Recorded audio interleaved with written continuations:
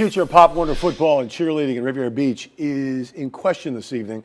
The Pop Warner League asking questions about the background of the city athletic director, who is a registered sex offender. Investigative reporter Terry Parker joining us now with this exclusive story. Terry. Right. The Pop Warner League sent an email to the city this month saying they become aware that the athletic director here is a registered sex offender. That, they say, goes against their policies, and they demanded the city provide an explanation by the next day. That date has come and gone, but now the mayor is doubling down, saying that he does defend the athletic director, and if it comes down to it, he'd rather say goodbye to Pop Warner. If they didn't catch that 15 years ago, why bring it up now? That's Riviera Beach Mayor Ronnie Felder defending former NFL player Abram Elam's employment as athletic director despite his sexual offender background, which is now under scrutiny by the Pop Warner Football League.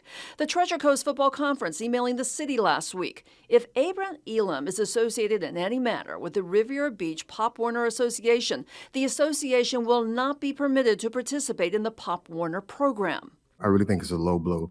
And I'm in full support of that young man because it's hard. He's not here for the money. He's here for our kids. Elam agrees, telling me he has influenced kids to succeed, including his own son, Kyer, seen here being drafted for the NFL last year, saying, "Who else in this community has done the things I've done in the athletic field and impacted the lives I have?" Elam is a registered sex offender following a sexual battery conviction involving a young woman while he was attending Notre Dame in 2002. The college expelled him, but Elam went on to play for the Cleveland Browns and several other NFL teams before coming home to Riviera Beach, where he has held free football camps and other activities for kids.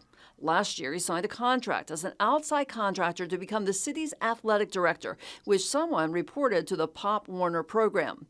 Elam says he doesn't participate in the Pop Warner League. Quote, "I'm not dealing with kids day to day. I'm not dealing with individuals day to day. I'm giving an oversight and direction of how things should operate."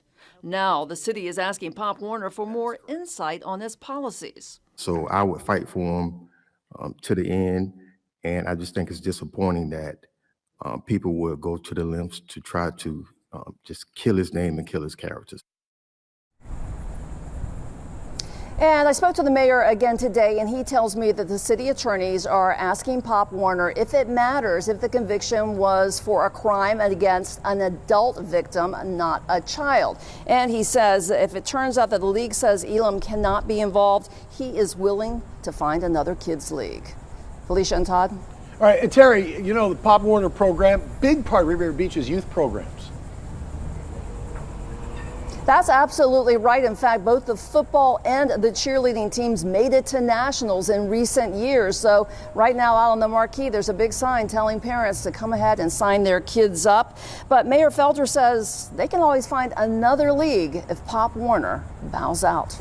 We'll be following this one for you. Terry Parker, WPBF 25 News. Terry, thank you for that exclusive story. If you want to know whether there are registered sex offenders living near you, you can go to the Florida Department of Law Enforcement website and use the neighborhood search option.